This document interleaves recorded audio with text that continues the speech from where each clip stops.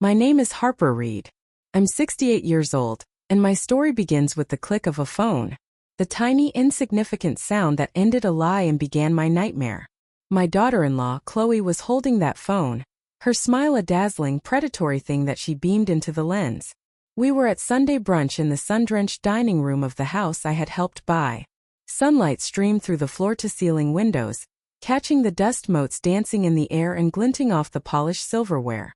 Everything was perfect. Too perfect. And here's our beloved Nana Harper, the absolute heart of our home. Chloe's voice was pure sugar, a honey-sweet coo she reserved for her thousands of followers. She panned the camera to me, and the phone's little green light felt like a sniper's laser on my chest. I felt my lips pull into a smile, a rictus of pleasantry I had practiced until it was muscle memory. My hand holding a coffee cup trembled slightly. I hoped the camera didn't pick it up. In the frame I was the cherished matriarch, the gentle silver-haired Nana. A lovely prop in Chloe's curated world of domestic bliss. Her followers would be typing comments now. Your family is goals. I wish my mother-in-law was that sweet. You're so lucky to have her. Lucky. That was a laugh. Say hi, Nana, Chloe prompted, her smile never faltering, though her eyes held a flicker of impatience.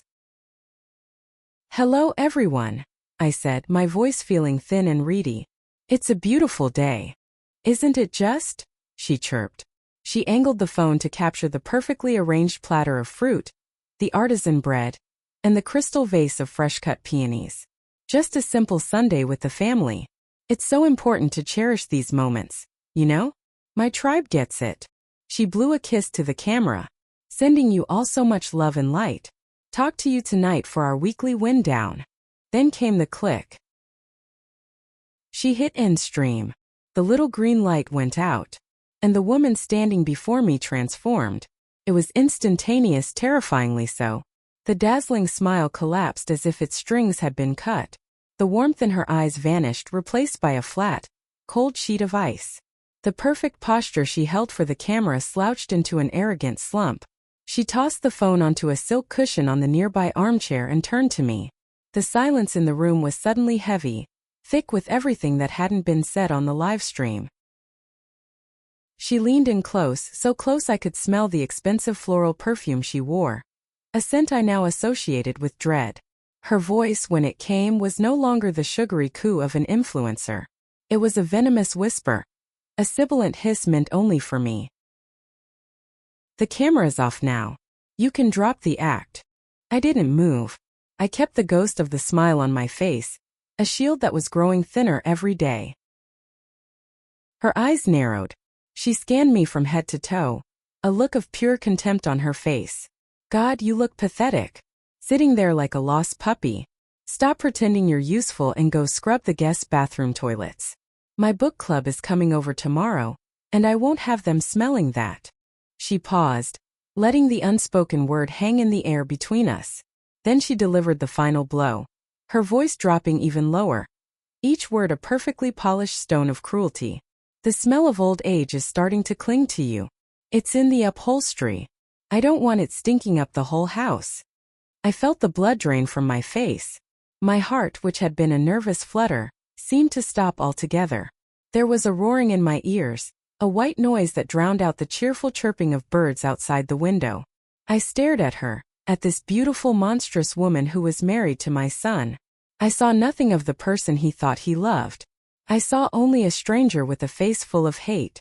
I didn't say a word. Arguing was pointless. It only ever made it worse. It gave her more ammunition, more things to twist and use against me later. Silence was my only refuge, a cold and empty one.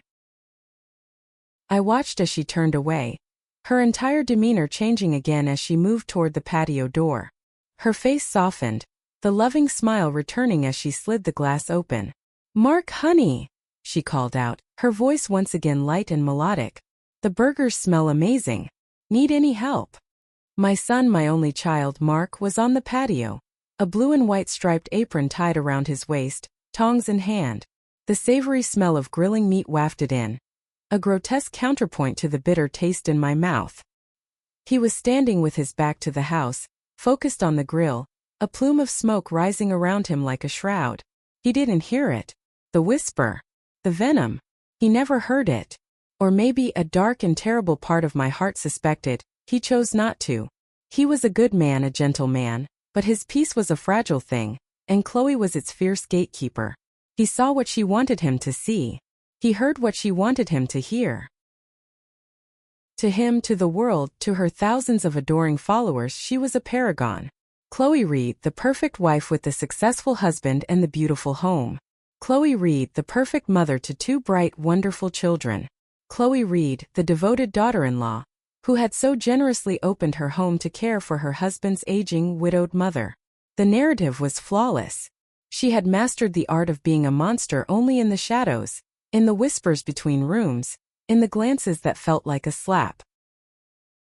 I pushed my chair back from the table, my joints aching with a weariness that had nothing to do with age and everything to do with the spirit being slowly ground to dust. As I stood up, my gaze fell on my grandchildren. Lily, who was 12 and had my late husband's thoughtful eyes, and Leo 10, a boy with a sensitive soul that seemed too big for his small body. They had heard. They always heard. They were sitting at the table, frozen in a tableau of silent misery. Leo's fork was suspended halfway to his mouth, a piece of melon skewered on the tines. He was staring at his plate as if it held the answers to the universe. His knuckles were white where he gripped the silverware. Lily, ever the more composed one, had placed her napkin neatly in her lap and was methodically shredding a corner of it with her thumbnail, her eyes fixed on her own hands. Their small shoulders were tensed, braced for an impact that had already happened. They hadn't looked at me. They wouldn't. Not because they didn't care, but because they cared too much. Looking at me would be an admission of what they had heard, a confirmation of the ugliness. It would make them complicit in a way they couldn't bear. They lived in the same suffocating silence that I did. They had learned to navigate the treacherous currents of their mother's moods, to read the subtle shifts in her tone, to know when the performance ended and the reality began. They were children, and they were carrying a burden that would have buckled most adults. A wave of love for them so fierce it felt like a physical blow washed over me, followed by a crushing wave of guilt. What kind of grandmother was I, that I couldn't protect them from this? That I allowed myself to be the target, which in turn made them silent witnesses? I walked past them, my hand ghosting over the back of Leo's chair, wanting so badly to touch his hair, to reassure him, but I didn't dare. A gesture of affection towards me could earn him his mother's cold shoulder for the rest of the day. So I walked on, my steps feeling heavy, as if I were wading through water. I left the beautiful sunlit dining room, a room that felt more like a stage set with every passing day, and headed toward the guest bathroom. The smell of bleach and institutional soap would be a welcome relief. It was honest. It didn't pretend to be anything else. As I closed the door behind me, I heard Chloe's laughter from the patio, a bright, carefree sound that mingled with my son's deeper chuckle. The sound of a happy family. The sound of a perfect lie. And in the quiet of the sterile bathroom, surrounded by Chloe's expensive, untouched toiletries, I finally let my own mask fall, and felt nothing at all. Just a vast, cold, echoing emptiness. My name is Harper Reed. And I am 68 years old. But before I was 68, I was an architect. It's a strange thing to talk about my life in the past tense, as if it were a book I'd finished reading. For 35 years, my world was the crisp rustle of blueprints, the clean scent of graphite, and the solid, satisfying weight of a T-square in my hand. I designed buildings that touched the sky. Not just office towers but homes. Places where families would grow, where memories would be made. I understood the language of structures, how a foundation needed to be solid, how walls needed to be true, how a roof needed to shelter what was most precious inside. My husband David used to say I didn't just build houses, I built sanctuaries. He was a good man, a kind man. His laughter was the scaffolding of my life. We had a home, a modest but beautiful place I had designed myself. Every corner held an echo of our life together. The bay window in the kitchen where we'd drink our morning coffee, his hand covering mine as we watched the sun spill over the garden. The worn armchair in the living room where he'd read to our son, Mark, his voice a low, steady rumble. That house wasn't just wood and brick. It was a living archive of our love, our joys, our quiet sorrows. It was our foundation. When David died 5 years ago, that foundation cracked. The silence in the house became a physical presence, a cold draft that no blanket could warm. The echo of his laughter faded, replaced by the hollow sound of my own footsteps on the hardwood floors. Loneliness is a patient architect, and it began to rebuild the house around me, turning it from a sanctuary into a beautiful empty museum of a life that was. Mark was worried about me. He and his wife, Chloe, had just had their second child, Leo, and were feeling the squeeze in their suburban starter home. They'd talk about needing more space, a bigger yard for the kids, a better school district. So I made a choice. It was a choice born of love, and a deep gnawing fear of being alone in that silent house. I sold our home, the one David and I had built, the one filled with his ghost. It was the hardest thing I'd ever done, watching strangers walk through our life, putting a price tag on our memories. I took the money from the sale, every last penny, along with the savings David and I had so carefully accumulated, and I gave it to Mark and Chloe. It wasn't a loan. I called it a gift, a contribution to help them secure a much larger, more impressive property, a place where their family could flourish, a place where I could be a part of that flourishing, where the sound of my grandchildren's laughter could fill the silence. I envisioned myself in a cozy guest suite, reading stories to Lily and Leo, baking cookies, being the warm, ever-present grandmother. I was investing in my family, pouring my past into their future. In return, I became their ghost. The moving trucks came and went. Mark was grateful, of course, in his distracted, well-meaning way. Chloe was ecstatic. She walked through the sprawling new house, her eyes gleaming, talking about brand aesthetics and natural light for her social media posts. My own boxes were the last to be brought in. They weren't filled with kitchen gadgets or linens. They were filled with me, my architectural books, bound in leather and filled with the works of the masters who had inspired me. My rolled-up blueprints, the physical proof of my life's work. My drafting tools, their cool metal worn smooth by my hands over decades. Chloe directed the movers with a flick of her wrist. Those can go in the attic for now. We need to keep the main living areas clear and minimalist. For now. That was 5 years ago. My life's work is still up there, packed away in dusty cardboard boxes, a silent testament to a woman who no longer exists. The bookshelves in the grand living room, the ones I had imagined holding my treasured volumes, are now filled with Chloe's guides on manifesting wealth, the art of the influencer, and curating your perfect life. My blueprints have been replaced by her vision boards. My past was literally put in storage to make room for her meticulously crafted present.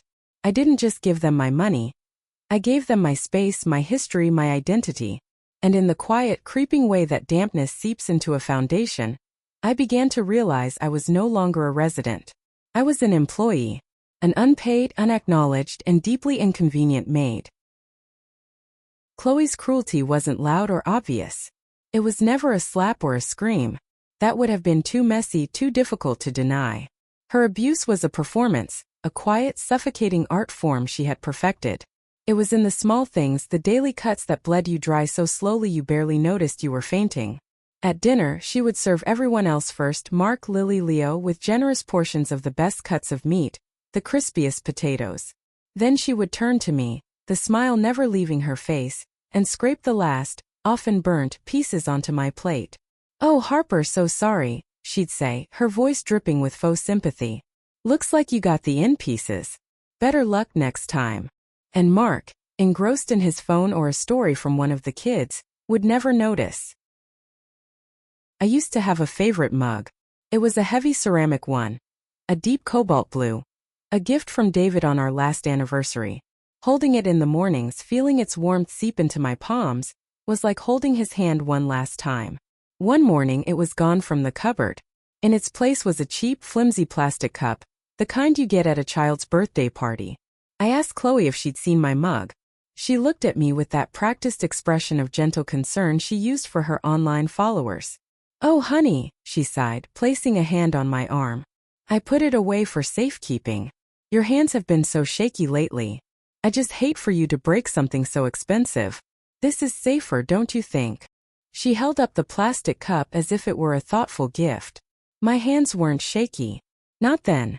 But as I held that weightless, insulting piece of plastic, a tremor started in my fingers. She wasn't just taking my mug. She was planting a seed of doubt, telling me my own body was failing, that I was becoming a liability. The worst was when she had her friends over, other influencers or mothers from the PDA. I would be in the room, clearing their plates or refilling their water glasses, and she would talk about me as if I weren't there. As if I were a piece of furniture or a senile old dog. "She's been so forgetful lately," Chloe would sigh, tapping her temple with a perfectly manicured finger, her voice a stage whisper loud enough for everyone, especially me, to hear. "We have to be so careful. Just last week, I'm pretty sure she left the faucet running. We worry, you know? It's a lot to manage." I never left the faucet running. It was a lie, a performance designed to paint her as the compassionate, long-suffering daughter-in-law, and me as the doddering, incompetent burden. I would stand there, my back to them, my hands gripping the edge of the sink, the hot shame rising in my cheeks. I wanted to turn around to shout, "That's not true. I am still here. I am the woman who designed buildings that stood against the wind." But the words would die in my throat.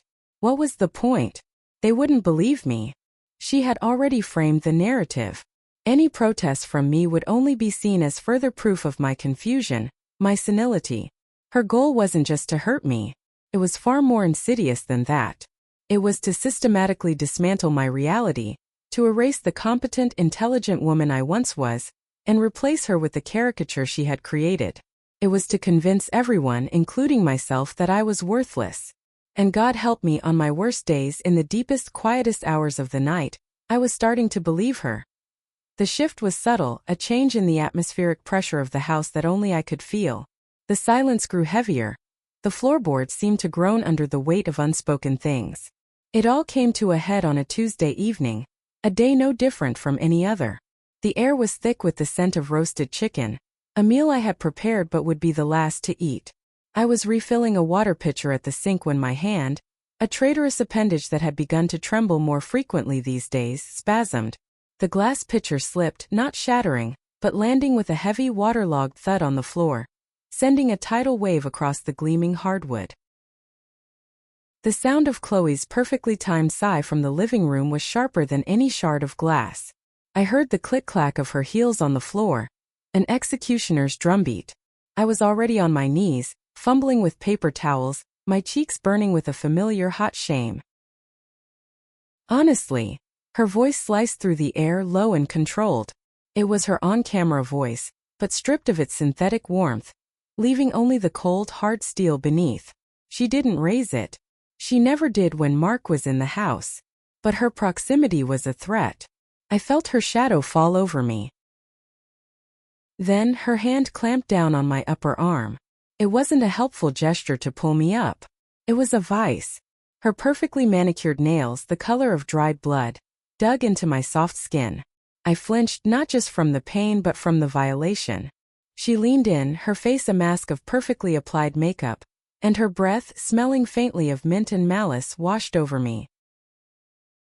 "You useless, senile old woman," she hissed, each word a poison dart. The words themselves were not new, but the venom, the pure, unadulterated hatred in her eyes, was a fresh wound. They were inches from mine, those beautiful hazel eyes that charmed thousands online, now narrowed into reptilian slits. "You are nothing but a burden. A clumsy, pathetic, expensive burden. Do you have any idea how much you cost us?" I couldn't speak. My throat had closed up, my breath caught in my chest. All I could do was stare into the abyss of her contempt.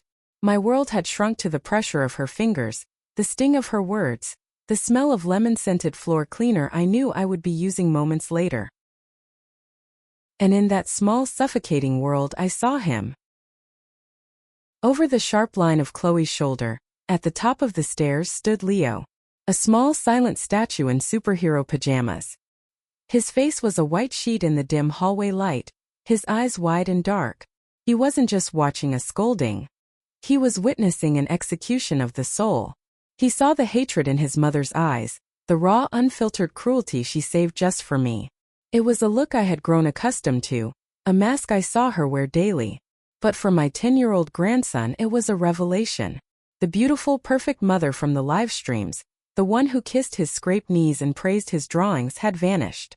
In her place stood this monster, this stranger, with her fingers digging into his grandmother's arm. Our eyes met for a fraction of a second. In his, I saw my own pain reflected, but I also saw something else, the shattering of his world. Chloe, sensing my gaze shift, released me with a shove so sudden I almost fell back into the puddle. "Clean it up," she spat, her voice returning to a normal, albeit irritated, volume. "And use the old rags. Don't you dare waste the good microfiber cloths." She turned and walked away, her heels clicking again, leaving me on the cold, wet floor with the ghost of her fingerprints on my skin and the image of my grandson's horrified face burned into my mind. The air in the house changed after that night. It was as if Leo's witnessing of that moment had solidified the poison, made it tangible. He was quieter around his mother, his answers to her questions shorter, his hugs a little stiffer. Lily, his older sister, seemed to sense the shift in him. I'd catch them whispering in corners, their heads close together, their expressions serious and far too old for their years. They were a unit, a silent alliance formed in the shadows of their mother's cruelty. A few days later, a new stuffed animal appeared in the house. It was a simple brown teddy bear with button eyes and a slightly lopsided stitched smile. It sat on the kitchen counter one morning, propped up against the fruit bowl. "Look what Leo got with his allowance money," Chloe announced, her voice dripping with performative pride. "Isn't he the sweetest boy, buying a little friend for the kitchen?" She patted the bear's head. I looked at the bear. There was something odd about its left eye. It wasn't a button like the other. It was a small black glassy lens. It seemed to reflect the entire room in its tiny convex surface. It seemed to be watching me. I dismissed it as a trick of the light, a modern toy's strange design. I had more pressing concerns, like making sure Chloe's coffee was precisely the right temperature, or scrubbing the grout in the guest's bathroom with a toothbrush. The bear became part of the scenery, another object in the house that I was meant to clean around. But Leo and Lily knew. They moved the bear with a quiet purpose that I, in my fog of exhaustion and despair, failed to recognize. One day, it would be on the mantelpiece in the living room. Its glassy eye aimed directly at the worn armchair Chloe forced me to use, the one with the broken spring that dug into my back. The next day, it would be tucked amongst the cookbooks on the kitchen shelf, its gaze fixed on the sink where I spent hours washing dishes while Chloe took calls with her sponsors, complaining about her exhausting day. Another time it was perched on the bookshelf in the hallway, a silent observer of my daily humiliations. I didn't understand their strategy. I just saw a child's toy, a small comfort in a house that offered none. I didn't know that my grandchildren had pooled their savings, coins and crumpled bills saved from birthdays and chores, to buy a weapon, a nanny cam, a silent, unblinking witness. They were placing it strategically, laying a trap not of malice but of desperation.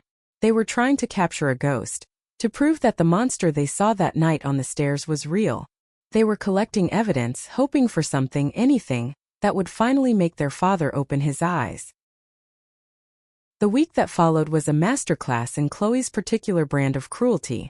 She seemed emboldened by my increasing silence and submission, unaware that her every move was being documented by the teddy bear's unwavering eye. The recordings, I would later learn, were a library of my degradation. There was the clip from Monday. I was at the dining table, trying to eat the leftover slightly burned casserole she had served me on a chipped plate. My hands were shaking more than usual, and the fork clattered against the ceramic. From across the table, where she was editing a photo of herself and the kids smiling over a plate of perfectly arranged organic pancakes, Chloe looked up. She didn't say a word. She just put down her phone, lifted her own hand, and began to mimic my tremor with grotesque, exaggerated jerks, a cruel smirk playing on her lips. She held my gaze as she did it, her eyes glittering with amusement. Then she turned to Lily, who was watching with a stony expression, and said in her sweetest voice, "Look, honey. Grandma's doing her little shaky dance again. Isn't it funny?" Lily just stared at her plate, her jaw tight. Then there was the footage from Wednesday. I was eating too slowly. My appetite had vanished months ago, and every bite felt like swallowing sand. Chloe was tapping her designer watch impatiently. For goodness sake, Harper, are you going to take all day? People are starving in the world and you're just staring at your food. I tried to take a bigger bite, but my throat was tight. With a dramatic, theatrical sigh, she stood up, snatched the plate from in front of me. It was still half full, and walked to the trash can. Without breaking eye contact, she scraped the entire contents into the bin. The wet, messy sound echoed in the silent kitchen. There, she said, wiping her hands. Problem solved. Less for you to worry about. She placed the empty, soiled plate in the sink, adding it to the pile that was waiting for me. But the worst, the moment that felt like a physical blow, was captured on Friday evening. Mark was working late. The children were upstairs, supposedly doing their homework. I was in the living room, dusting the family photos on the mantelpiece. My hand lingered on a silver frame holding a picture of David and me on our wedding day. He looked so handsome, so full of life. A wave of grief, still so sharp after all these years, washed over me. I didn't hear Chloe come in. Staring at the ghost of your glory days? Her voice was like ice. I flinched and turned around. She was leaning against the doorframe, a glass of wine in her hand. You know, she said, taking a slow sip, David was probably lucky. He was lucky he died when he did. The air left my lungs. Chloe, don't. My voice was a choked whisper. She pushed off the doorframe and strolled towards me, her movements languid, predatory. No, really. Think about it. He got to miss all of this. She gestured vaguely around the room at me. He didn't have to see how pathetic you've become. How useless. A shaky, forgetful old woman who can't even hold a water pitcher. He died remembering the architect, not the burden. She said the last word with such precision, such relish. She took another sip of wine, her eyes cold and triumphant over the rim of the glass. He definitely got the better deal. She left me there, standing in front of my husband's photograph, with her words twisting in my gut like a knife. The camera and the teddy bear sitting on the bookshelf captured it all. My trembling hands, my face crumpling in silent, soul-crushing agony, the way I had to grip the mantelpiece to keep from collapsing. I didn't know it then, but in the quiet of their shared bedroom, my grandchildren were bearing witness. Huddled over a glowing tablet screen, they watched these clips in secret. They saw their mother's sneering face as she mocked my tremors. They heard the scrape of my dinner being thrown into the trash. They watched her deliver the final brutal blow about their grandfather, a man they only knew from my stories. I can only imagine the horror growing on their young faces with each new video. The weight of what they were seeing, the proof of their mother's monstrous nature, must have been suffocating. They had what they wanted. They had irrefutable proof. But a terrible, cold reality settled over them. This wasn't some villain from a movie. This was their mother. And they were terrified. The silence in our house had a texture. It was thick, heavy, something you had to push through to get from one room to another. But that evening the silence was different. It was thin, brittle, stretched taut with a high-pitched hum of unspoken words. Lily and Leo found me in the kitchen, where I was staring into a cup of lukewarm tea, tracing the rim with my finger. They didn't say anything at first. Lily, my brave, serious Lily, held her tablet like a shield. Leo stood slightly behind her, his small hand clutching the back of her sweater, his eyes wide and fixed on my face. They were a two-person army, terrified but resolute. Grandma. Lily's voice was a whisper, a tiny crack in the fragile silence. She held the tablet out to me. Her hands were trembling so violently the screen shimmered. I took it from her. The cool, smooth glass felt impossibly heavy. On the screen was a still image of our living room, slightly distorted, as if seen from a low angle. It was the view from the bookshelf, from inside the fuzzy ear of a brown teddy bear. Leo's teddy bear, Barnaby. My breath hitched. I looked from the screen to their faces, their young, earnest, worried faces. Leo's lower lip quivered. Just watch, Lily whispered, her finger hovering over the play icon before she pressed it. The video started. There I was on my hands and knees scrubbing a small, almost invisible scuff mark on the hardwood floor.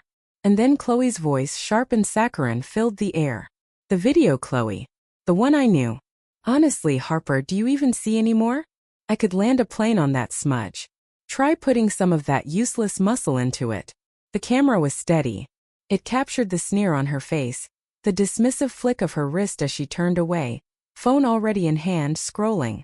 It captured me, my head bowed, my shoulders slumped, my world reduced to a 4-inch scuff mark. Lily's finger swiped, and another scene began. This time, the camera was nestled in a pot of fake hydrangeas on the kitchen counter. I was at the sink, washing dishes from one of Chloe's impromptu brunches for her influencer friends. She walked in, holding her own plate, scraped the remnants of a croissant into the trash, and then, with a look of theatrical disgust, dropped the plate into the soapy water, splashing my front. "Oops," she said, her voice dripping with mock sympathy. "Clumsy me. You're already wet, so it doesn't matter, right? Be a dear and get that, will you? And don't use the good sponge on my plate. Use that disgusting old one you seem so fond of." She meant the sponge I kept for cleaning the floor drain.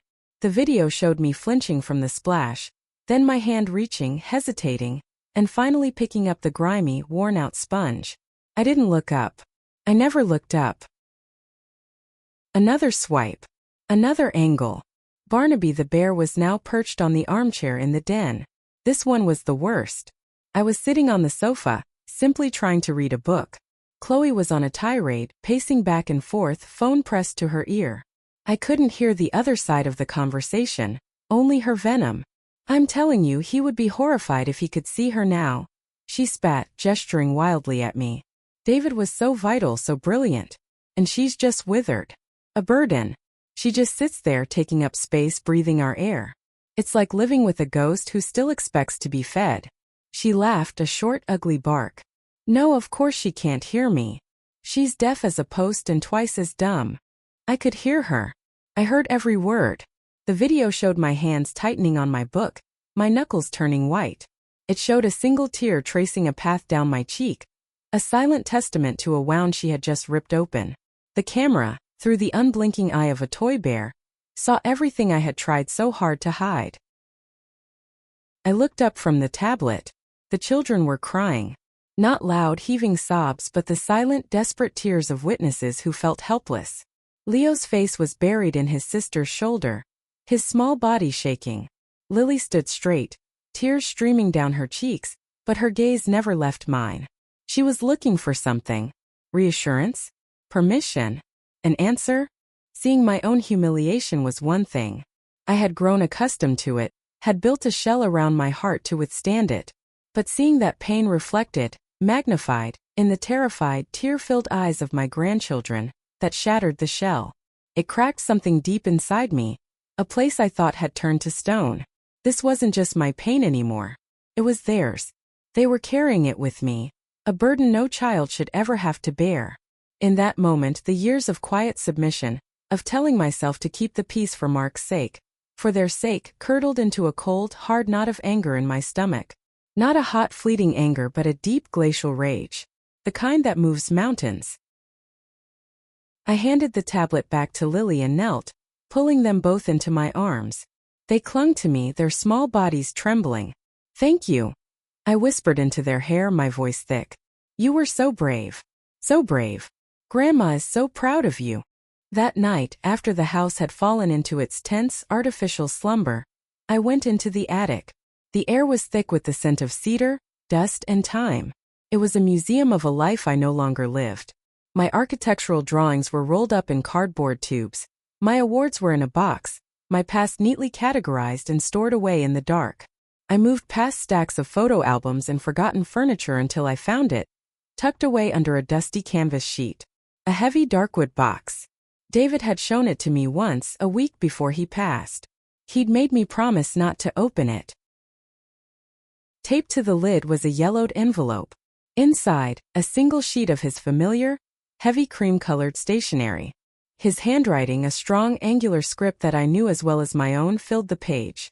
"My Harper," it began. "If you are reading this, it means the world has failed you in some way, and I am no longer there to stand between you and it. It means you have been made to feel small. Open this box only when you have forgotten your own strength. It is not a memory. It is a tool." My fingers trembled as I unlatched the heavy brass clasp. The lid creaked open. Inside, nestled on a bed of faded velvet, were two things: a thick leather-bound journal and a single heavy old-fashioned key. A key to a safe deposit box. I took the box down to the kitchen, the floorboards groaning under my feet. With the last embers glowing in the fireplace and a single lamp casting long shadows across the room, I opened the journal. The first entry was dated 2 weeks before Mark and Chloe's wedding. "I have the final report from the private investigator," David had written. "It's worse than I feared. A mountain of debt hidden behind her father's name. A string of friendships that ended in scorched earth and accusations of manipulation. A pattern of behavior that points to a profound lack of empathy. She is a vulture circling my son. But Mark is blind. He sees a swan, a perfect partner, a reflection of the success he craves. To warn him now would be to lose him. He would see it as a betrayal, a lack of faith in the woman he loves. I cannot save him from his own choice, but I can and I will protect you, Harper. I will build you a fortress, my love. One she can never breach." I flipped through the pages, my heart pounding a frantic rhythm against my ribs. It was all there. Years of observation.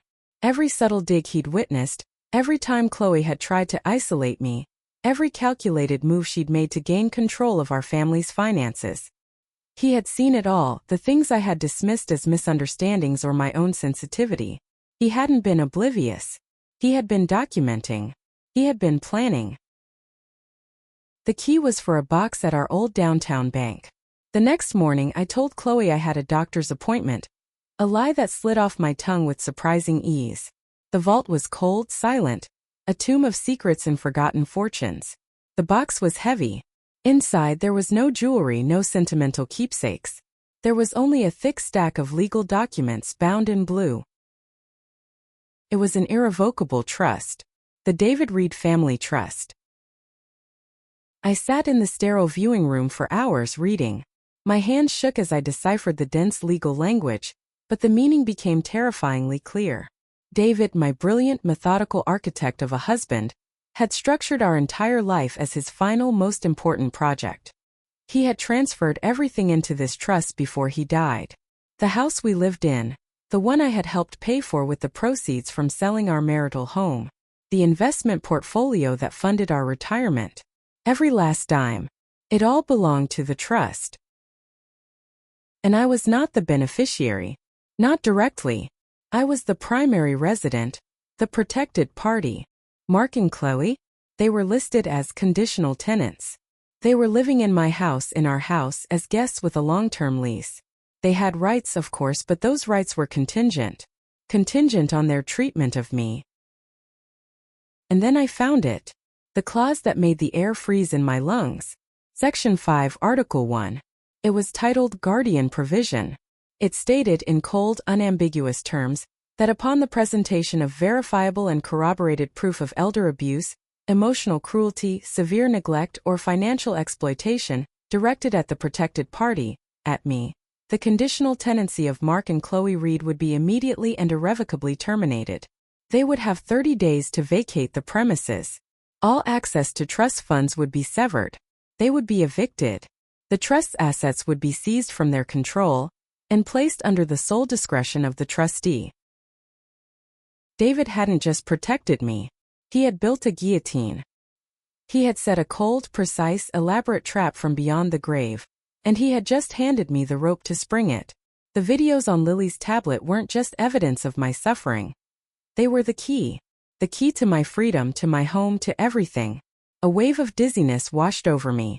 I felt a surge of profound, aching love for my husband, for his incredible foresight, for the fierce, silent way he had sought to protect me even after he was gone. But that love was immediately followed by a chilling, terrifying realization. This solution, this perfect ironclad weapon, was cruel. It was a tool of absolute destruction, and to use it, I would have to be willing to destroy my own son.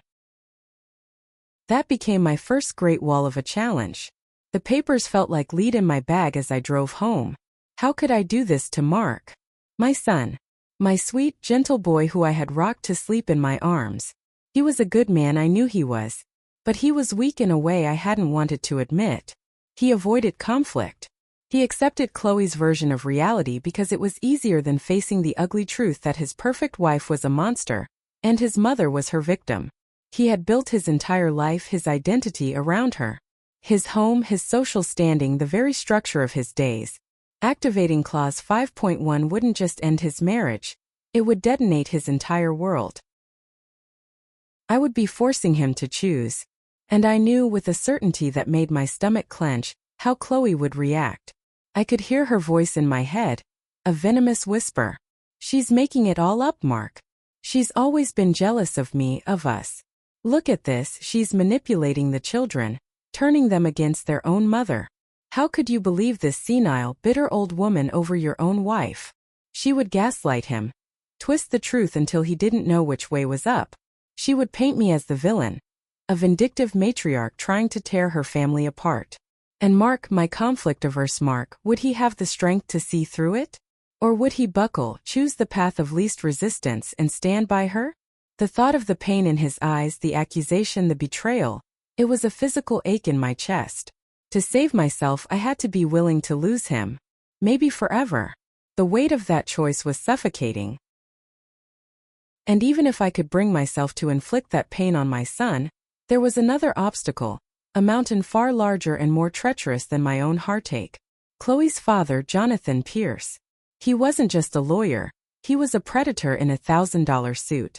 I'd met him a few times at holidays and family functions. He had a smile that never reached his cold, calculating eyes and a handshake that felt more like an assessment of weakness. His reputation in the city was legendary. He was ruthless, a master of character assassination who took scorched earth litigation to an art form. Activating the trust clause wasn't just signing a paper. It was declaring war on Jonathan Pierce. And it would be a war fought in the public square. He would never let this be a quiet family matter. Chloe's brand as a perfect mother was his daughter's livelihood, and by extension, a reflection of his own perfect family. He would fight to protect that image with every dirty trick in his arsenal. I could see it all playing out in my mind with horrifying clarity. He would file countersuits. He would drag me into endless depositions, asking cruel, invasive questions designed to make me seem confused, unreliable, senile. He would paint me as the unhinged, jealous mother-in-law, a crazy old woman trying to steal her son's home out of spite. My career as an architect? He'd twist it to portray me as a failed professional, bitter about my own life and taking it out on her successful daughter-in-law. And the children. My God, the children. He would drag Lily and Leo through the mud without a second thought. He would accuse me of coaching them, of planting ideas in their heads, of manipulating their love for me. He would force them to testify. He would have psychologists question their stability. He would turn their act of bravery into a public spectacle of my supposed manipulation. The media, hungry for a story of a fallen influencer, would eat it up. We wouldn't just be a family in crisis. We would be a headline, a cautionary tale, our pain dissected and judged by millions of strangers. The system, I knew, was not built to protect quiet, elderly women like me. It was built to protect powerful, wealthy men like him. So there I was, sitting in my own home, a prisoner with the key to the castle in her hand. But every door that key opened led to a battlefield. One where I would have to wound my own son, possibly beyond repair. One where I would have to subject my brave grandchildren to a public crucifixion. And one where I, a 68-year-old widow who just wanted a little peace, would have to face a legal titan with unlimited resources and no conscience. David had given me a sword to slay the dragon, but I was terrified that in swinging it, I would burn down the entire kingdom. The silence in the house returned, but now it wasn't just heavy. It was the crushing, absolute silence of an impossible choice. The weight of the small velvet-lined box in my hands was a paradox. It was light enough to hold in one palm, yet it felt as dense as a collapsed star, containing the gravity of my entire future. Inside, David's journal lay beside the cold, brass key. For days I had only looked at it, this final gift from my husband. The videos Lily and Leo had shown me were the catalyst, the spark in the dark, but this box, this was the machinery of war, designed by an architect who had seen the enemy long before I had. My hands, which had once drawn blueprints for grand, light-filled spaces, trembled as I ran my fingers over the worn leather of the journal. The children's tears had given me strength, but David's foresight gave me a blueprint. I was no longer just a victim. I was the silent architect of Chloe's downfall. I waited until the house fell into its usual nighttime rhythm. The low hum of the refrigerator, the distant rumble of a late-night talk show from Mark and Chloe's room, the soft, even breathing of Lily and Leo from down the hall. This house, the one my money had helped build, had become my prison. Its open-plan living space felt like a stage where I was forced to perform the role of a doddering, useless old woman. But tonight the stage felt different. It felt like a staging ground. I slipped out of my room, a ghost in my own home, and went not to the kitchen for a glass of water, but to the small office off the living room. It was Mark's office now, but the old cherrywood desk was mine, a relic from my previous life that Chloe hadn't bothered to replace. In the bottom drawer, beneath old tax returns and manuals for forgotten appliances, was David's old address book. Its pages were soft and thin with age. I flipped through the familiar, slanted handwriting until I found it. Vivance, Arthur. A phone number. Promise. My heart hammered against my ribs, a frantic, trapped bird. This was the point of no return. Making this call would set in motion a series of events I couldn't stop. It would shatter my son's life, his marriage, his carefully constructed illusion of a perfect family. For a moment, a wave of nausea and doubt washed over me. Was I strong enough to do this? To see this through? Then I remembered Chloe's face, twisted with contempt as she'd thrown my plate of food into the trash. I remembered the flicker of fear in Leo's eyes. I remembered the way my own reflection looked back at me from the mirror, hollowed out, erased. The doubt receded, replaced by a cold, hard certainty. I took my cell phone, the cheap, prepaid one Chloe had insisted was all I needed, and walked out onto the back patio. The cool night air was a shock to my skin. I stood under the vast, star-dusted sky and dialed the number. My thumb hovered over the call button for a long second, then I pressed it. It rang only once. A voice, deep and calm and familiar, answered. Not with a hello, but with a name. Harper. Tears pricked my eyes. To hear my own name spoken with respect, with recognition, it was like water after a long thirst. Arthur. I whispered, my voice cracking. There was a pause, a moment of shared, unspoken grief for the man who connected us. Then he said the words that changed everything. I've been waiting for this call for 5 years. 5 years. The length of Chloe's reign. The length of my slow erasure. David had known. He had known her from the very beginning, and he had built this fortress around me, with Arthur as its steadfast guardian. The relief was so immense it almost buckled my knees. I wasn't alone. I had never been truly alone. He knew, I choked out. David, he knew what she was. He saw the blueprint of her character, Harper. Arthur's voice was grim but steady. He hoped he was wrong. He hoped Mark's love would soften her. But he was an architect. He always built in contingencies for the worst-case scenario. You are the worst-case scenario. We didn't speak for a long time. There was nothing to say. He knew the years of silent suffering I had endured without me having to utter a single humiliating detail. He had been waiting for my signal, respecting my pace, trusting that I would find the strength when the time was right. The trust, I finally managed to say, thinking of the documents David had described in his journal.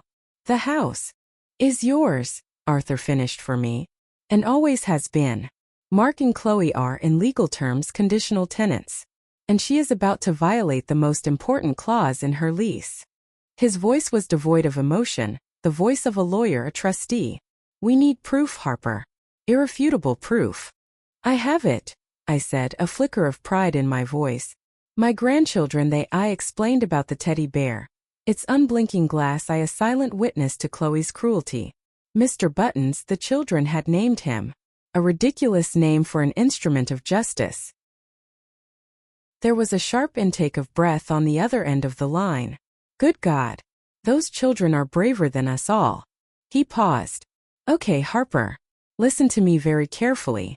From this moment on, we operate in secret. Do not use your regular phone or computer to contact me again. Tomorrow go to the pharmacy on Elm Street. Buy a new prepaid phone. Text me only from that number. We'll use an encrypted messaging app. I'll walk you through it. At home you must change nothing. In fact, you must become even more of what she thinks you are. More invisible? I asked, a bitter taste in my mouth. More compliant, he corrected. More defeated. Let her think she has won. Let her guard down completely. An enemy who believes they are victorious becomes arrogant, and an arrogant enemy makes mistakes. Every word she says, every cruel act, is a nail in her own coffin. You just need to hand her the hammer. Can you do that, Harper? I looked back at the house. The lights were on in the living room. A warm, inviting glow that was a complete lie. Inside was a woman who had systematically tried to destroy me. I thought of the architect I used to be. The woman who could see a structure's weaknesses, its stress points. I could do this. I wasn't just a survivor anymore. I was a strategist. Yes, I said, my voice no longer a whisper. It was quiet, but it was as solid as steel. I can. The next morning the shift began. It was subtle, almost imperceptible, but I felt it in my very bones. I was no longer a prisoner. I was an operative behind enemy lines. My fear hadn't vanished, but it had been transmuted into fuel. My grief for the life I'd lost was now a whetstone, sharpening my resolve. I followed Arthur's instructions to the letter. I feigned a headache and asked Mark to drop me at the pharmacy to pick up some aspirin. While there, I purchased the new phone, a simple anonymous black rectangle. The transaction felt illicit, thrilling. Hiding it in the bottom of my purse, I felt like a spy in a film, not a 68-year-old grandmother. That afternoon, while Chloe was out on one of her mommy and me yoga excursions with the children, a perfect photo opportunity for her followers, I sat in my room and followed Arthur's texted instructions. I downloaded the encrypted app. Its logo was a simple, discreet gray lock. My first message to him was just 2 words. System active. His reply came instantly. Welcome back, Harper. Now tell me everything. And so began our secret correspondence. Every night, after the house was asleep, I would sit in the dark, the screen of the burner phone casting a pale blue light on my face, and I would document the day's humiliations.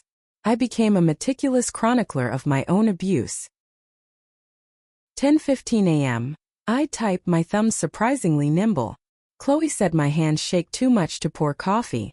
Poured it for me, but accidentally spilled some on the counter. Told me to clean up my mess before it stains. Mr. Buttons was on the kitchen island. 1:30 p.m. Refused to let me eat the same lunch as everyone else. Said the salmon was too rich for my system. Gave me a piece of dry toast and a glass of water. Mark was on a work call in his office. Leo saw. He looked away. 7 p.m. During her live stream, she brought me on camera for her granny appreciation segment. Kissed my cheek. Said I was the rock of their family. The moment the camera was off, she grabbed my arm, her nails digging in. Don't you ever look so miserable on my stream again, she hissed. You're making my brand look bad. The bruise is already forming. Arthur never responded with sympathy. He didn't need to. He responded with cool legal precision. Noted. Is the camera angle clear? Can we hear her voice distinctly? Yes, I typed back. Crystal clear. My performance at home became my life's work. I was Meryl Streep in a domestic drama no one else knew was being filmed. I shuffled more than I walked.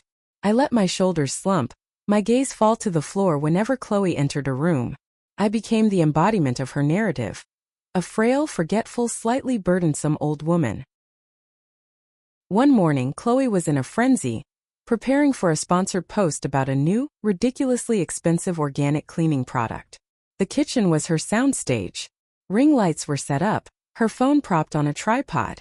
I was walking through with my laundry basket when she snapped her fingers without looking at me. Harper. The floor. There's a smudge by the refrigerator. Mop it up. I need this shot to be perfect. The old me, the me from a week ago, would have bristled. I would have felt the sting of humiliation. The new me saw only an opportunity. Oh, of course, dear. I said, my voice soft and slightly quavering. I'm so sorry. My eyes aren't what they used to be. I shuffled to the utility closet and got the mop. As I slowly, painstakingly mopped the single, almost invisible smudge, I could feel her watching me, her expression a mixture of irritation and smug satisfaction. She was seeing exactly what I wanted her to see. Her complete and total victory. I made sure to move slowly, to appear clumsy, keeping myself in the background of her shot. The teddy bear, Mr. Buttons, was sitting on top of the refrigerator, its little black eyes taking in the entire scene. Later that day, Chloe posted the video. It was a masterpiece of deception. So blessed to have a home filled with 3 generations of love, she captioned it. Even my sweet mother-in-law, Harper, pitches in to keep our sanctuary sparkling. This amazing non-toxic cleaner is safe for the whole family, from toddlers to our treasured elders. The comments poured in. You're such an inspiration, Chloe. Your mother-in-law is adorable. What a beautiful family. That night, I sent the raw footage from the bear's memory card to Arthur. It showed a different story. It showed Chloe's impatient sigh, the roll of her eyes, the sharp, dismissive way she had spoken to me. It showed the contrast between the public performance and the private reality. Arthur's reply was succinct. Excellent. The hypocrisy is damning. Chloe, buoyed by my apparent surrender, grew bolder. The pretense of kindness, even the thinnest veneer of it, began to slip away entirely when we were alone. She stopped hiding her contempt. It was as if she no longer felt the need. One afternoon I was sitting in the living room, looking through an old photo album. I had stumbled upon a picture of David and me on our honeymoon, young and laughing on a beach in Italy.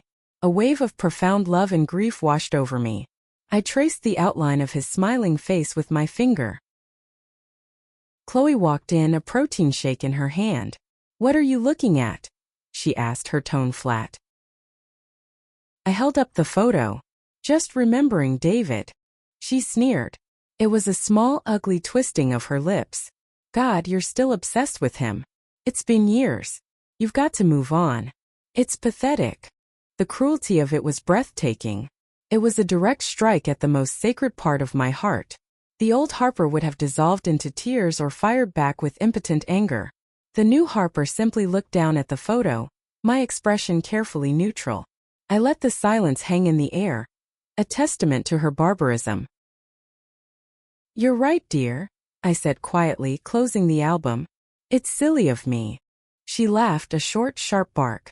At least you're finally starting to realize it. She took a loud slurp of her shake and walked away victorious. She didn't see me glance up at the mantelpiece, where Lily had placed Mr. Buttons that morning. His glass eye seemed to gleam. That night my message to Arthur was just one line. She went after David today. I have the recording. His response came back faster than usual. Good. Let her. Let her give us all the rope she needs. My relationship with the children became a delicate dance of secrets.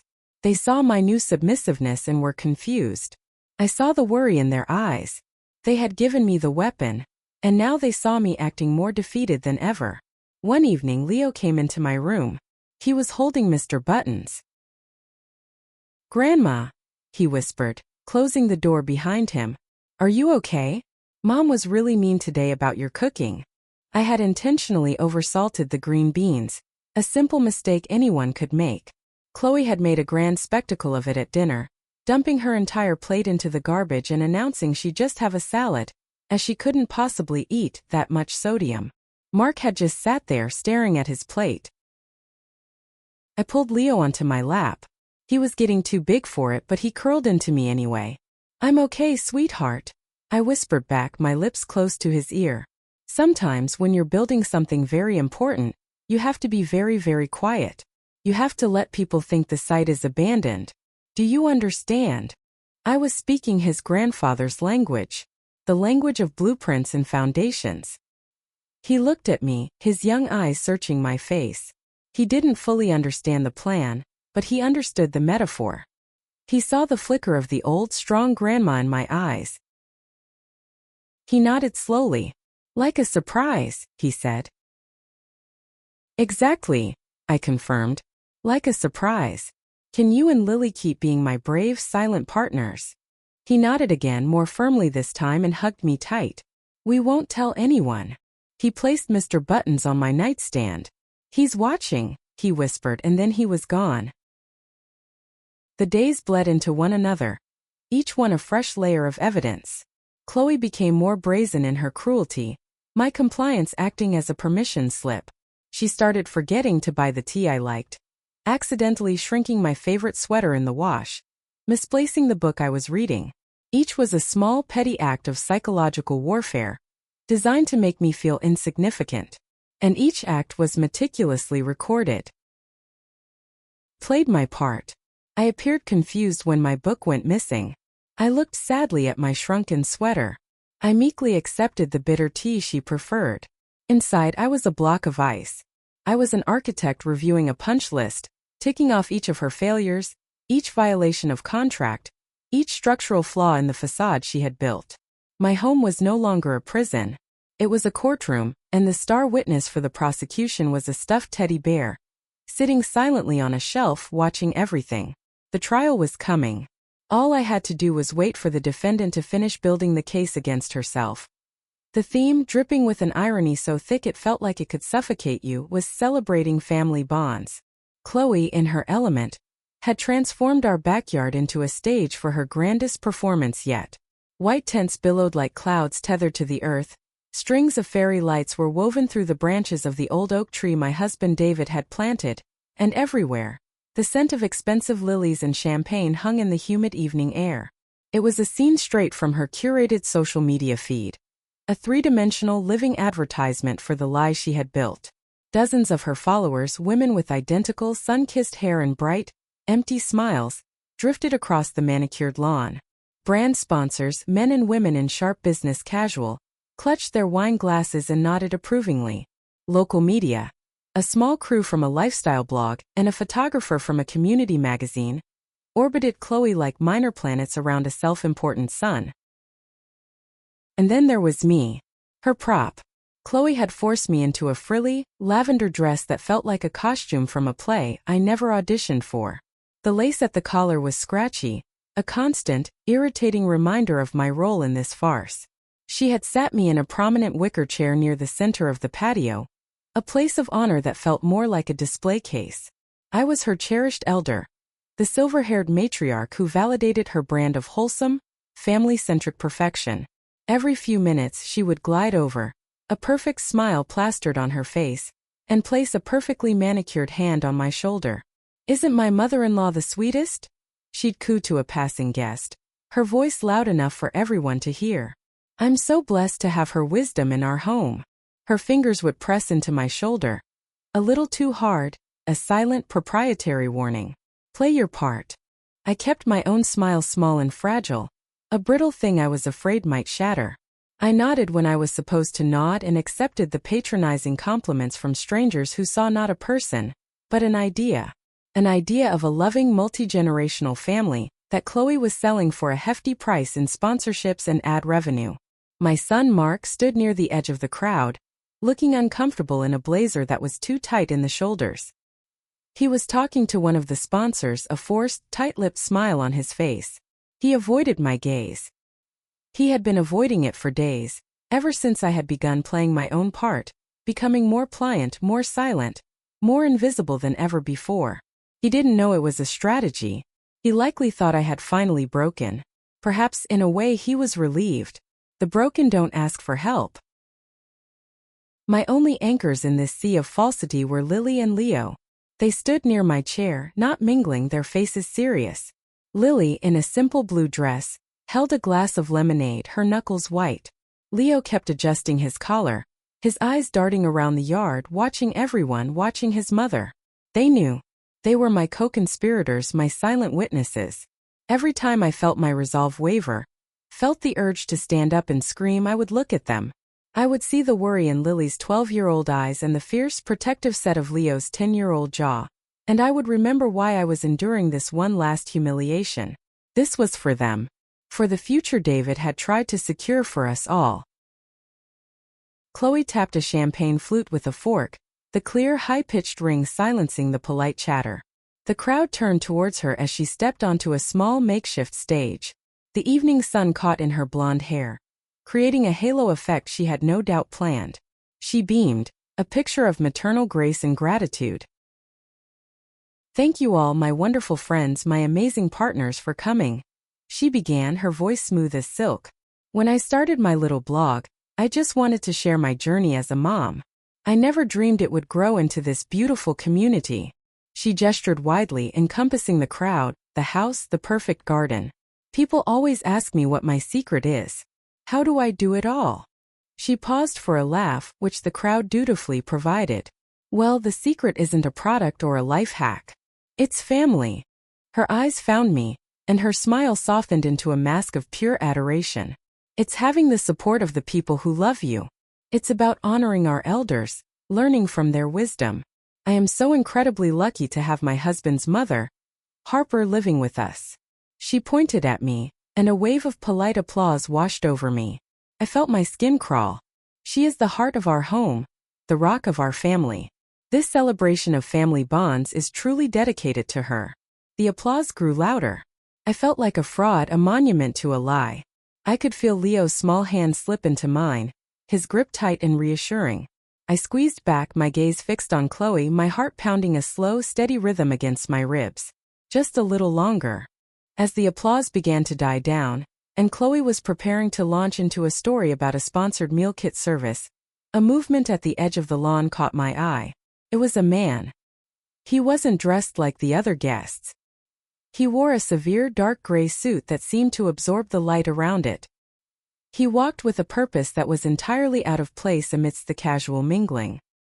He moved through the crowd not with aggression, but with an unnerving certainty, people parting before him as if sensing he didn't belong to their world of curated pleasantries.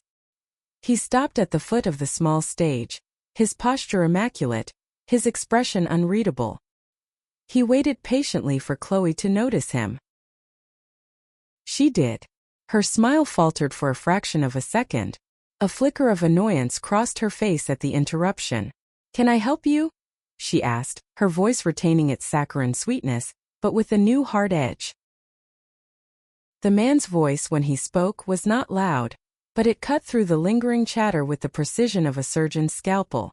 It was a voice I knew, a voice I hadn't heard in years but would never forget. It was the voice of David's oldest friend, his most trusted confidant. "Chloe Reed?" Arthur Vance asked, the question a mere formality. He didn't wait for an answer. "My name is Arthur Vance. I represent the David Reed estate." A collective quiet gasp rippled through the guests closest to the stage. The name estate hung in the air, a formal, somber word that clashed violently with the party's festive mood. Chloe scoffed, a short, ugly sound of disbelief. She was recovering her composure, slipping back into her role as the powerful influencer in control of her domain. "I'm sorry, you seem to be mistaken. This is a private party," she said, her voice dripping with condescension. "Security," she called out, gesturing vaguely towards two men in black polo shirts standing by the gate. "Could you please remove this man? He's clearly lost." The security guard started forward, but Mark's voice, sharp and strained, stopped them. "Wait." All eyes, including mine, swiveled to my son. He was staring at Arthur, his face pale, a storm of confusion and recognition in his eyes. He knew that name. He knew that face from old photographs, from his father's stories. He knew his father trusted this man implicitly, more than anyone else in the world. "Arthur Vance," Mark said, his voice barely a whisper as he pushed his way to the front. "What are you doing here?" Arthur's gaze shifted to Mark, and for a moment, I saw a flicker of something that might have been pity in his cool gray eyes. "I'm here to execute the terms of your father's will, Mark. A provision that has now been triggered." Chloe's face was a mask of fury. This was not part of her script. Her perfect party, her perfect brand was being publicly derailed. "This is absurd. Whatever business you think you have can wait. Now get out of my..." Arthur ignored her completely. He turned his attention to the large outdoor screen that Chloe had set up behind the stage. A slideshow of perfect family photos was on a loop. The kids on Santa's lap, a family trip to the Grand Canyon, Chloe and Mark kissing under a mistletoe.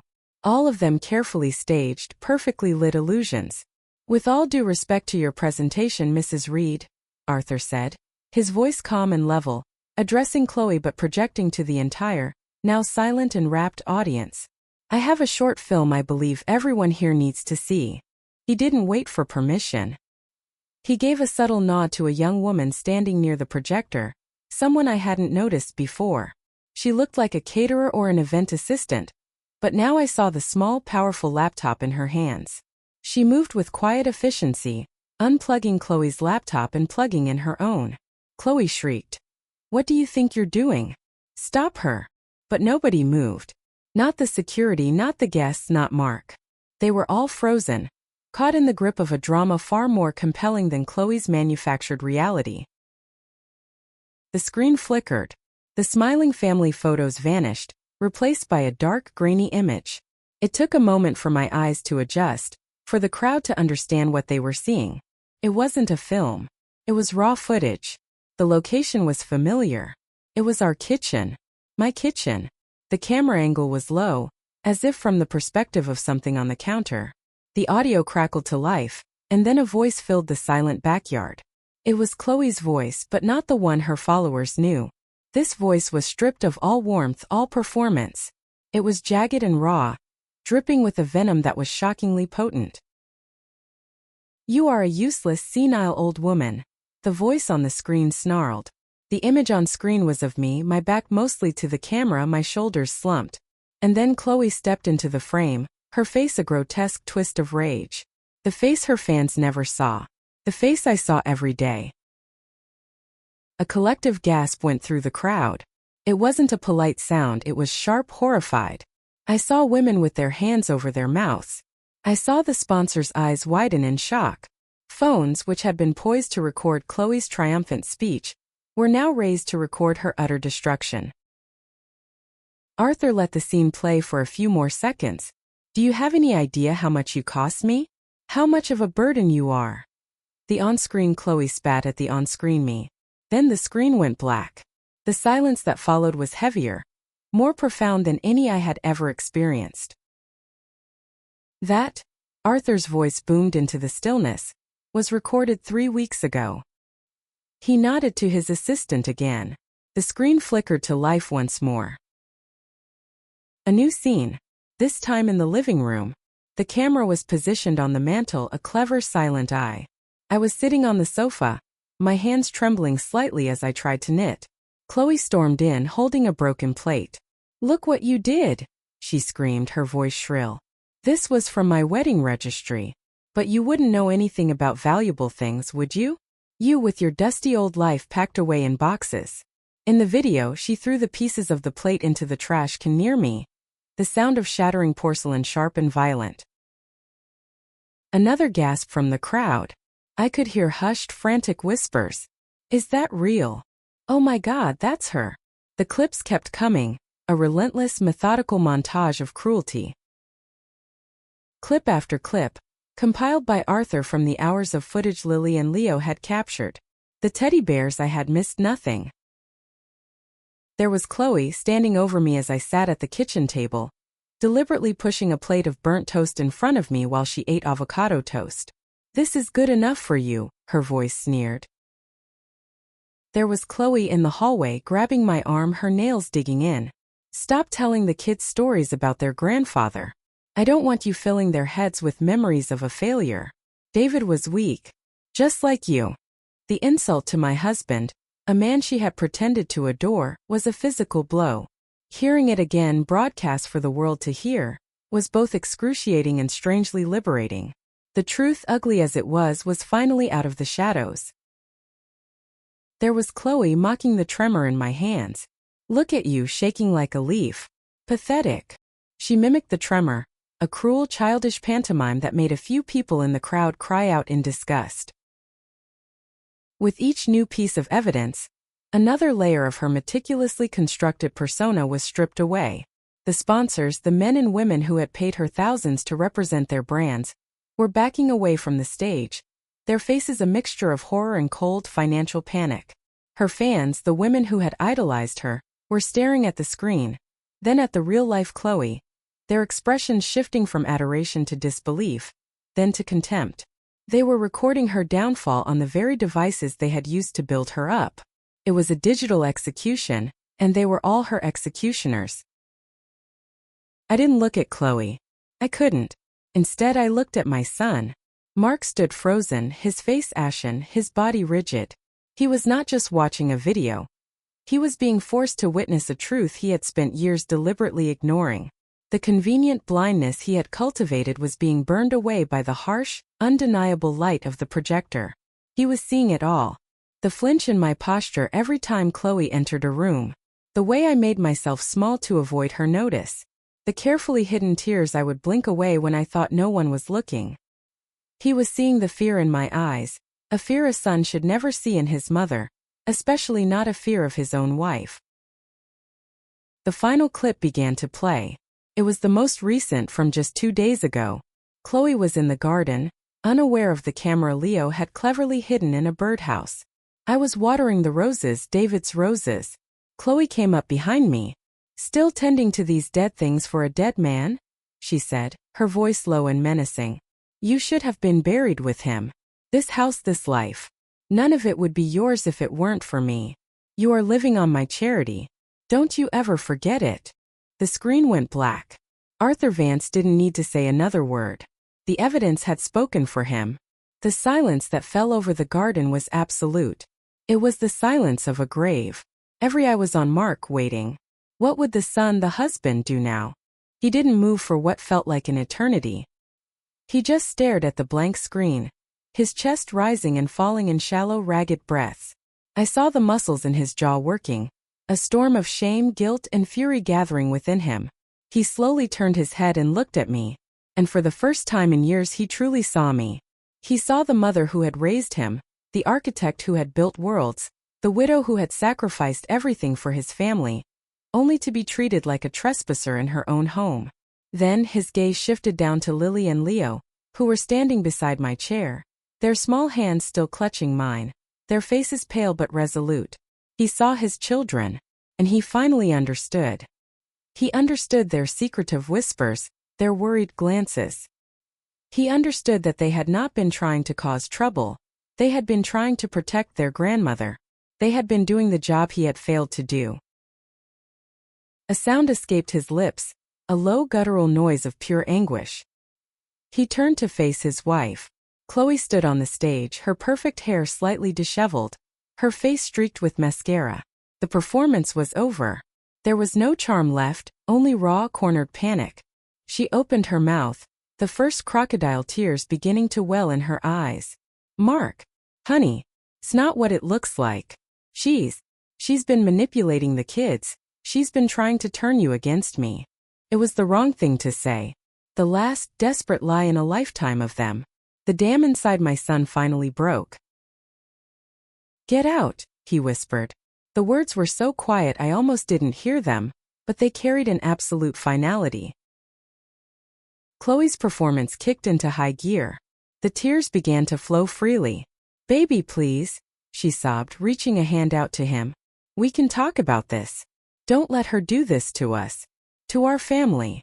Mark looked at her, and the rage I had never, ever seen in my gentle son, a rage that had been simmering under years of willful ignorance, finally erupted. His voice was no longer a whisper. It was a roar that echoed through the silent yard. A sound of primal pain and fury that made the guests flinch and take a step back. "Get out," he bellowed, his voice cracking with the force of it. "Get out of my mother's house." The world didn't end with a bang, but with a collective horrified gasp. The massive screen, which moments before had been showing a saccharine montage of Chloe's curated family moments, now held the raw, unfiltered ugliness of her true nature. The video ended, and the image of my face, crumpled in quiet sorrow as she called me a parasite, froze there 10 feet tall for everyone to see.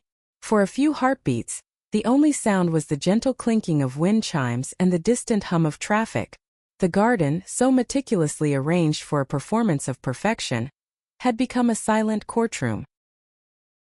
Then came the phones.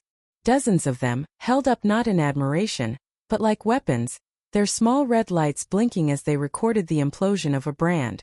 The whispers started, a venomous tide rising through the crowd of sponsors, fellow influencers, and adoring fans. Chloe stood frozen, her face a mask of disbelief, the professionally crafted smile still twitching at the corners of her mouth. Her eyes darted from the screen to Arthur Vance standing serene and implacable, to the horrified faces in the crowd, and finally to me. In that single glance I saw not remorse but pure unadulterated hatred. I had ruined her masterpiece. Arthur spoke into the silence, his voice calm and clear, cutting through the murmurs. As the trustee of the estate of David Reed, I am hereby giving Mrs. Chloe Reed 30 minutes to vacate the premises, as per the stipulations of the trust. He gestured to a man in a crisp suit standing near the gate, who began walking towards Chloe, a sheaf of papers in his hand. Eviction papers. Served in front of her entire world. The dam of her composure broke. A raw guttural shriek tore from her throat. This is a lie. It's fake. She's a manipulative old woman. She's poisoned my children against me. Mark, tell them. But Mark was a statue. He stared at the screen, his face ashen. He wasn't looking at the monster his wife had become. He was looking at the truth he had willfully ignored for 5 years. He was seeing my trembling hands, my downcast eyes, the slow, methodical erosion of my spirit, all laid bare. He saw Lily and Leo huddled near me, not as props in their mother's narrative, but as my silent protectors. He finally saw. Chloe scrambled towards him, grabbing his arm. Mark, baby, you know me. You know this isn't true.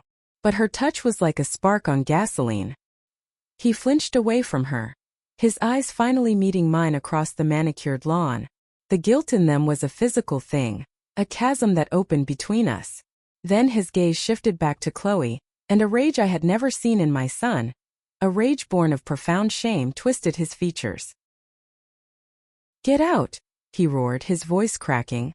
Get out of my mother's house. The words, my mother's house, hung in the air, a final public validation of a truth she had tried to bury. Chloe stumbled back as if struck. The process server reached her, handing her the papers. She didn't even look at them. Her phone began to ring, a frantic, insistent buzz from the pocket of her designer dress. She fumbled for it, her manicured fingers shaking. Dad, she sobbed into the phone. Dad, you have to do something. That old witch. Her voice trailed off. Even from yards away, I could hear the cold, clipped tones from the other end. She listened, her face draining of all color, her body seeming to shrink. What do you mean? What do you mean? Don't call this number again. Dad? Daddy. The line went dead. The great, ruthless attorney had made his calculation. A daughter whose brand was built on lies was a liability he couldn't afford. He had disowned her with a single brutal phone call. It was over. Her career, her marriage, her family, her safety net. All of it gone in the space of 10 minutes. She was left with nothing but the expensive clothes on her back and the silent, judging eyes of the world she had tried so desperately to conquer.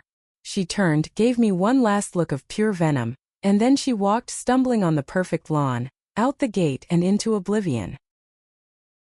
The chaos of that night gave way to a silence that was heavier than any noise. The guests melted away, avoiding my eyes, their phones still clutched in their hands. The caterers quietly packed up the remnants of the sham celebration. Mark, Lily, and Leo stood with me on the lawn, a fractured little island in the wreckage. The house was mine again, but it felt haunted. Every room held an echo of a cruel word, every corner a shadow of a lonely tear. My victory wasn't a triumphant cheer. It was the quiet, shuddering exhale after holding your breath for years. Mark couldn't look at me. He just stood there, his shoulders slumped, the weight of his inaction pressing down on him. Finally, late that night, after the children were asleep, he sat across from me in the living room, the same room where I was once forbidden from sitting on the good sofa. I'm sorry, he whispered, the words sounding hollow and inadequate. Mom, I didn't see. Or you didn't want to, I said, not with anger but with a profound sadness. It was the brutal honesty he needed, the foundation we now had to build upon. He flinched, but he nodded. a single tear tracing a path through the grime on his cheek. I didn't want to. It was easier not to. It was easier to believe her, to believe the performance. And for that, for my cowardice, I will never forgive myself. I didn't offer him forgiveness. It wasn't mine to give. He had to find that on his own. What happens now, Mark? He took a deep breath. The kids and we're going to get a place nearby. I can't stay here. Not now. Every time I look at that staircase, I'll see Leo watching. Every time I walk past the kitchen, I'll remember. Everything. We all need space. You need space to breathe. And I need to figure out how to be a father they can respect again. I need to atone. My heart ached. This was the cost of my freedom, the splintering of my son's family, the fragile new distance between us. But he was right. The house was saturated with pain, and we couldn't heal in the same room as the wound. The next day, he and the children packed their bags. Lily hugged me tight, whispering, "We'll call you every day, Grandma." Leo just held my hand, his small fingers a warm anchor in the storm. Watching their car pull away from the curb felt like another kind of loss, a quiet, necessary amputation. The victory was mine, but it was a lonely one. The days that followed were filled with a profound stillness. The house no longer echoed with Chloe's false, high-pitched laughter or her sharp, demeaning commands. There was only the sound of the clock ticking, the sigh of the wind in the trees, my own quiet footsteps on the hardwood floors. For the first time in years, I could make a cup of tea in my own kitchen, using my favorite ceramic mug, without feeling like a trespasser. I sat on the good sofa and felt the sun on my face. It was a simple act, but it felt like a revolution. I went up to the attic and unsealed the boxes that held the woman I used to be. My T-squares, my drafting pencils, my old blueprints, the paper still crisp. I unrolled a set of plans for an extension on this very house, an idea David and I had dreamt of years ago. My fingers, though slightly stiff with age, traced the familiar lines with a muscle memory that had never left. The smell of the graphite and paper was the smell of my own soul.